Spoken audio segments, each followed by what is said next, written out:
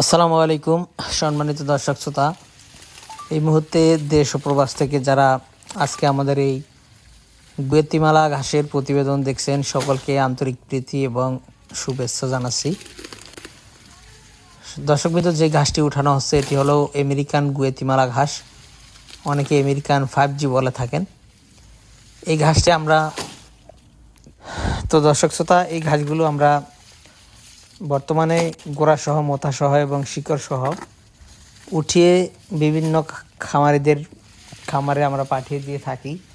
এর কারণ হলো আমেরিকান গুয়েতিমালা ঘাসটি অনেকে কাটিং জার্মিনেশন করতে পারেন না। তবে এখন যেহেতু চৈত্র মাস চলছে, এখন যেহেতু অতিরিক্ত বৃষ্টি হয় না, এখন কাটিংও ভালো জার্মিনেশন হয়।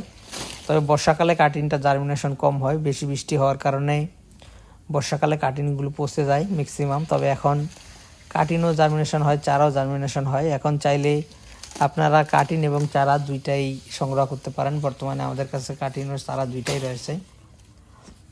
এছাড়াও অন্যান্য জাতের ঘাসের কাটিংও আমাদের কাছে রয়েছে। আপনারা যারা গরু পালন করবেন তারা চাইলে ডক্টর জহির স্যারের চীন থেকে আনা সেই যারা 1 হাইব্রিড, স্মার্ট নেপিয়ার, তারপর Taiwan hybrid, elephant hybrid, German অজানা সহ বর্তমানে সব জাতের ঘাসের কাটিংই কিন্তু আমাদের কাছে অ্যাভেলেবেল রয়েছে।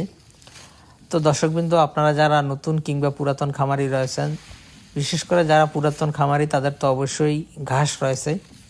যারা নতুন খামার করতে চান তারা অবশ্যই খামারে গরু মহিষ উঠানোর কমপক্ষে 2.5 মাস আগে আপনাদের জমিতে ঘাস রোপণ করবেন এবং ঘাস রোপণ করার পরে আপনারা খামার গরু ছাগল উঠাবেন।